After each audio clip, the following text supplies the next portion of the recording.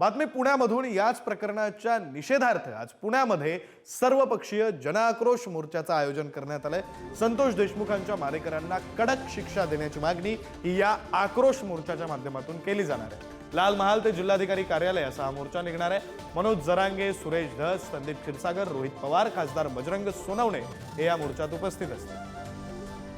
आपले प्रतिनिधी ज्ञानेश्वर चौतमल आपल्या सोबत आहेत। आपण त्यांच्याकडून अधिकचा तपशील घेऊया। ज्ञानेश्वर, खरं तर आजच्या मोर्चा संदर्भात बोलताना एका गोष्टीचा विचार केला पाहिजे। आतापर्यंत दोन मोर्चे झाले, बीड आणि परभणी।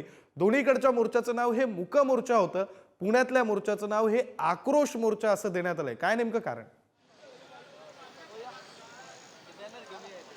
बरोबर आहे, लाल महाल पासून आजचा जनाक्रोश मोर्चा सुरू होणार आहे। आपल्या सोबत कार्यकर्ते आहेत, काही लक्षवेधी पोस्टर्स देखील आपल्याला या ठिकाणी बघायला मिळतात, जिथे वाल्मिक कराड या आरोपीचा फोटो आहे आणि त्या फोटोला फाशीचा जो दोरखंड आहे तो आपल्याला लावल्याचं बघायला मिळते आणि आरोपींना फाशी झाली पाहिजे अशा पद्धतीचे बॅनर्स या मोर्चेकऱ्यांच्या हातात आहेत।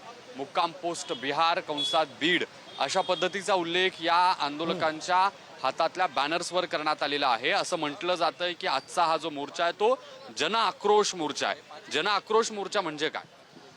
जनआक्रोश मोर्चा म्हणजे हा जनसामान्यांचा जो आता आक्रोश होत आलाय, कारण कुठेतरी आमचा भाऊ गेलाय। आज जी ही हत्या झाली आहे ही एक खूप क्रूर हत्या झालेली आहे, हे आपण कोणी बघू शकत नाही। अशी हत्या, या प्रकारची अशी हत्या झाली आहे, त्यामुळे आता कुठेतरी लोकांच्यात रोष निर्माण झालाय आणि हा शेवटचा रोष मोर्चा असेल। याच्यानंतर वेगळ्या घटना घडतील, महाराष्ट्रात उद्रेक होईल, हीच आता भावना आमच्या मनामध्ये। कारण आता हे कुठेतरी थांबायला पाहिजे, कारण आज बीडमध्ये आम्ही त्या दिवशी मोर्चाला गेलोय, खूप वाईट परिस्थिती आहे। आज महाराष्ट्राला या बीडच्या या घटनेनंतर कळालंय की नक्की महाराष्ट्रात चाललंय काय। त्यामुळं हा जो मोर्चा आज खूप हजारोच्या संख्येने होणार आहे। कुठेतरी या शेवटचा मोर्चा बघून मुख्यमंत्र्यांना विनंती आहे, आपण यात अजून लक्ष घाला, कारण तिथं त्या वाल्मिक कराडला VIP ट्रीटमेंट भेटतीये। हे जो बॅनर आहे या बॅनरचा, या पोस्टरचा काय अर्थ आहे? याला फाशीच झाली पाहिजे। फाशी झाल्याशिवाय हा महाराष्ट्र आता शांत बसणार नाहीये आणि या मोर्चामध्ये सर्व धर्मीय, सर्व जाती आता उतरलेले आहेत, कारण ही घटना कुठली साधी नसून ही खूप वेदनीय आणि धक्कादायक घटना घडलेली आहे। त्यामुळे आता यांना फाशी जोपर्यंत होत नाही तोपर्यंत हा महाराष्ट्र शांत बसणार नाही। काय मागणी आहे तुमची? आज जय शिवराय, मी गणेश मोरे, मराठा सेवक, पुण्यातून। आज जो पुणे महाराष्ट्रामध्ये जी घटना घडते, दुर्दैवी घटना आहे, त्याच्यामध्ये एवढा मोठ्या प्रकारे संतोष अण्णाची हत्या करण्यात आली, एवढं निर्गुणपणे हत्या करण्यात आली। आणि आज माझं दुर्दैव आहे की मी पुण्यासारख्या शहरामध्ये जन्मतो आणि त्याच शहरामध्ये हे संपूर्ण आरोपी गावतात, म्हणजे एक लाजिरवाणी गोष्ट आहे। माझी एक मागणी आहे की हे जे आरोपी कुणाच्या वर्धा असल्यामुळं इथं पुण्यामध्ये राहतात, कुठल्या मंत्र्यांचा त्यांना वर्धा असतंय, ह्या सगळ्यांवर अंकुश बसला पाहिजे आणि संबंधित जो कुणी मंत्री असू द्या, कुणी महाराष्ट्रातला कुठलाही मंत्री असू द्या, त्या मंत्र्यांनी जर त्यांना सपोर्ट दिलाय, पाठिंबा दिलाय, त्यांच्या वर्धा असताना ते पुण्यामध्ये राहिल्यात, यांना पण या गुन्ह्यामध्ये सामील करून घ्या। कोणताही मंत्री असू द्या, तो मुख्यमंत्री असो किंवा कोणी असो, त्याला पण या गुन्ह्यात सामील झालाच पाहिजे आणि वाल्या कराडला फाशी झालीच पाहिजे। पुण्यात ज्या पद्धतीनं आज हा मोर्चा होतो आहे, तर पुण्यात मोर्चा काढण्याचं काय कारण?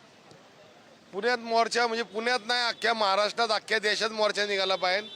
आपली एक कलकत्त्याची भगिनी जिच्यावरती अन्याय झाला होता, अत्याचार झाला होता, त्यावेळेला आपण अख्ख्या भारतात हिंदू खतरे में, महाराष्ट्रात पुण्यात त्याचे पडसाद उमटले आणि आज महाराष्ट्रातील बीड जिल्ह्यातील व्यक्ती जातीये, परत परभणी जिल्ह्यातले आपले सोमनाथ दादा जातात, संतोष दादा जातात, ते अतिशय निर्गुण हत्या होतीये। आणि त्यावेळेला जर का पुणेकर किंवा अजून इतर समाज जर शांत बसला तर हा महाराष्ट्र सुसंस्कृत राहील का? आपल्याला हा कुठल्या जातीविरुद्ध नाही, तर हा मोर्चा अन्यायाविरुद्ध आहे। जी हुकुमशाही झाली त्या हुकुमशाही विरुद्ध आहे। जे कोणी स्वतःचा महाराष्ट्र समजत असतील, स्वतःची हुकुमशाही समजत असतील, त्यांच्या विरुद्ध हा मोर्चा आहे।